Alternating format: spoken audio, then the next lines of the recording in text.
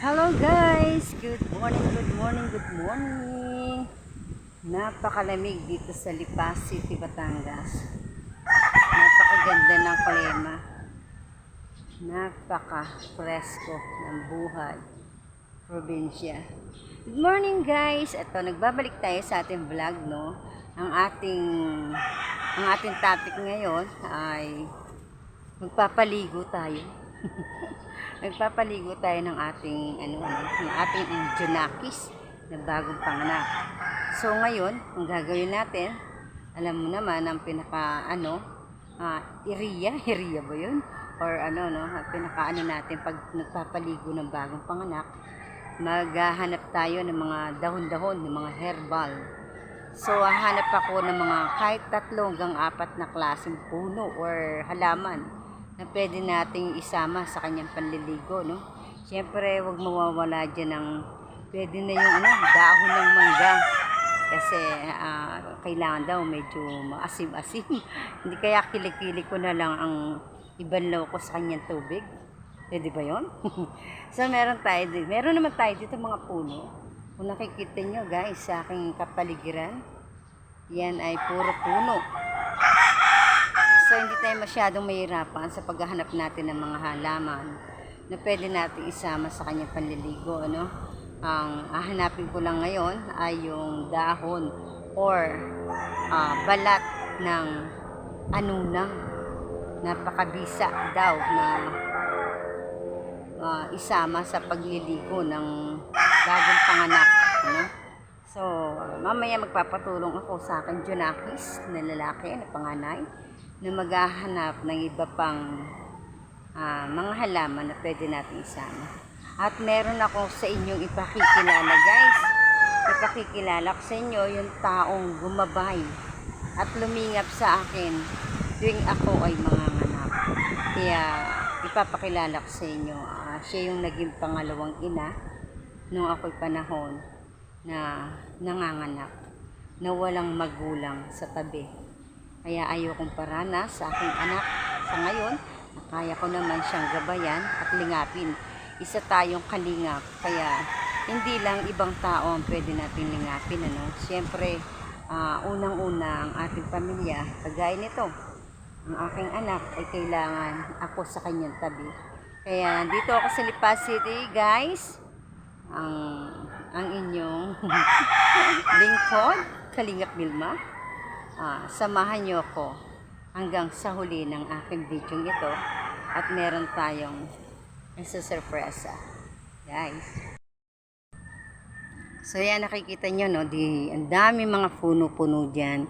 So siguro ang mga makukuha ko lang dahon, kung hindi man madami, kahit dahon lang ng mangga or dahon ng kamyas or dahon ng, wag na santol, ano na lang, dahon ng, ayun, ako yung pwedeng suggest, tanglad, yan, kasi yun ay ginger, ayan, luya, tanglad, dahon ng tanglad, diba? Siguro pwede na yun, huwag na natin masyadong damihan, at lalagyan ko na lang siya ng alcohol. Yan. So guys, di naman tayo masyadong mahihirapan. Samahan nyo lang ako hanggang sa dulo ng aking video. At para may pakilala ko yung taong ginabayan ako na walang kabayad-bayad. Dahil alam niya ang buhay ko dito. Sa Lipa City, guys. Yan. Napakasarap lang ng ambience. At napaka-presko, agang-aga, grabe ang lamig. Dito, kahit itanong nyo kay Tita Irma Galo, ang tubig dito, bihirang-bihira. Kahit mag-summer, bihirang-bihirang mag-init ang tubig. Dito hindi nababagong klima ng tubig. Lalo na December hanggang March. Para ka naliligo na may linagay na yelo. Tama po ba, Tita Irma, yung aking sinasabi na yung tubig dito sa atin ay grabe sa lamig. Siguro hindi lang sa naninigas yung buhok nyo. Bahala na kayo kung saan buhok ang maninigas. Basta sobrang lamig. Yan. Napaka-sarap ng hangin. Ang daming manok. O, yan o. Hi guys! Ito na yung pampaligo sa bagong panganak. So, samut-saring dahon na to. Samut-saring dahon na to. Sari-saring dahon na yan. At hindi ko na siya na-videohan kung ano klase. Meron tayo dyan sampalok. Meron tayong anunang. Meron tayong tanglad. Meron tayong mangga. So, meron tayong guavano. Ilan pa ba yun? Hindi ko matandaan kung ilan. Ako, lininis ko yan. So, ngayon, ilalagyan na lang natin siya ng asin at saka magic syrup, guys. Pwede na pa siyang panligo. Yan. Diba? Grabe na to. Para may masmasan na si Buntes, yung bagong panganak. So, guys, konting oras na lang, pwede na nating higupin. Ay, higupin. Panligo pala yan, panligo. Yan, oh. Papakuluin ko lang ng konti, tapos enough na, pwede na siyang maligo, guys. Mabilis ang ligo lang, at ang panahon dito ay pakuli-kulimlim, paambun-ambuin, at malamig masyado, kaya kailangan mabilis ang ligo lang ito, at bagong panganak. Kaya, guys, sama kayo sa pagpaligo, na, uy! Diyan na muna kayo, hanggang sa pagtatapos ng aking live. Hindi pala live. Ang aking pa-premiere ko to, guys, ha. Kaya ihag at itamsak niya naman po. O yan, mga katanod, ang sinasabi ko sa aking video. Ang aking nanay Marina. Ito yung aking karamay sa pag-ire. At dahil wala akong magulang, yun ho si Ka Marina kung tawagin. Tita Marina ho. At tuwing ako anak ko lang ibang tatawagin ko si Ka Marina. At sa panganay kasi hindi siya ang nagpaanak. Pero kay Ella, ayan, ang nagpaanak si Ka Marina. Siya naman ngayon na maghihilot kay Ella. Pero hindi siya ang nagpaanak. Papaalaga ko lang ng pagpapahilot. At yan ho ang sinasabi kong matagal ko na hindi nakikita. Since na nawala ako dito, ilang gaon na paano niyo sa akin, Ka Marina? 2? 3? Yan. Areho, kaya yaman sabihin, talagang buhay namin noon ay dukha. Wala akong bayad, payag. Barya, payag. Ayoko na. Yan.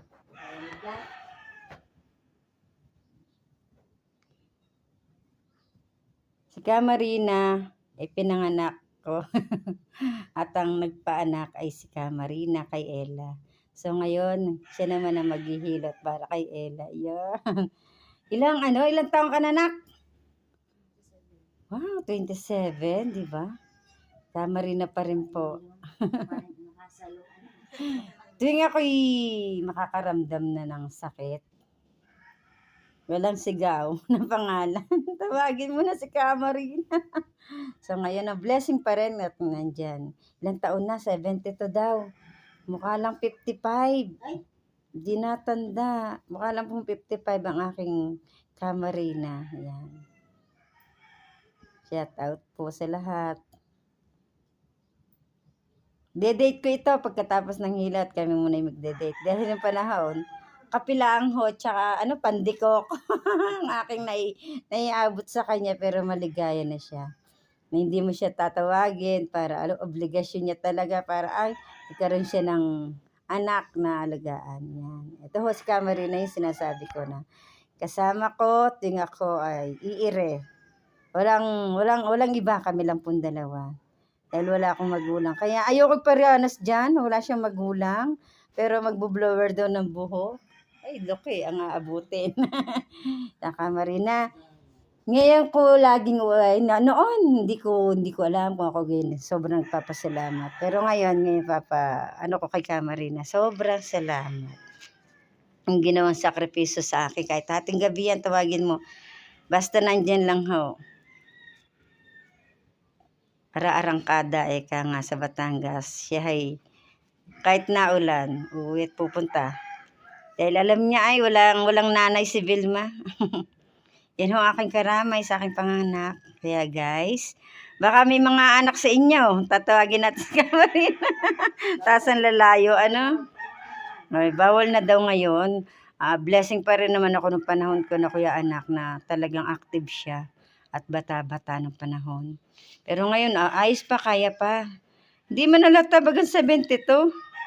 Para lang para lang 55. Blooming pa rin. Ano gan sikreto ka, Marina? Lagi nakangiti. Oh, tsaka yung hindi ininda ang problema. Ano, yan. Yun ang gagawin ko, kaya wag akong bibigyan ng problema. Kaya siya ang mamorobina. Oh, yung problema. Ay, siya. Kaya sabi ko kay Marina, pagkatapos ng hilutin si Ella, kami muna ay magde-date. At tunay na kami noon pa na talaga. Nihigop yata na sabaw, di dahil nakakahigop eh. Puro kape. Walang papataying manok eh. Walang natilaok. Pwede lang ngay laga yung butiki.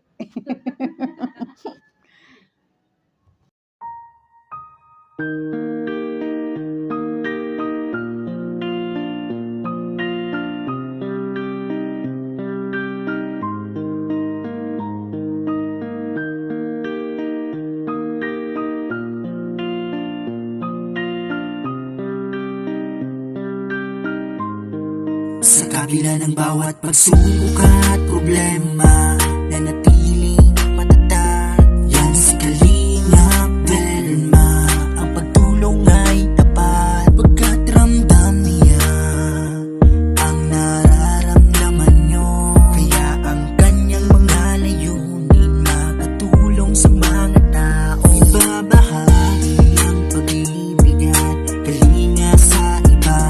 Yan si Kalingap Velma, suportahan na natin siya. Mga pagsubok at problema, sama-sama na labanan. Manatiling matatag, makakaya natin kahit na anong mangyari. Tuloy-tuloy lang kaibigan, Kalingap Velma ay nariyan, hindi ka iiwanan. Kalingap Velma, tunay kang maaasahan. Iyong pinagdaanan nagbigay ng kalakasan. Nanatiling matatag, hinarap lahat ng hamon. Kaya ngayon, hangad mo rin ay makatulong. Kalingap, suportahan natin na isang taong may mabuting puso at higaing makatulong sa ating mga kababayan. Kalingap Velma, please subscribe. Sa kabila ng bawat pagsubok at problema, nanatiling matatag. Yan si Kalingap Velma, ang pagtulong ay tapat. Pagkat ramdam niya ang nararamdaman nyo, kaya ang kanyang mga layunin makatulong sa mga tao. Ibabahagi ang pag-ibig at kalinga sa iba.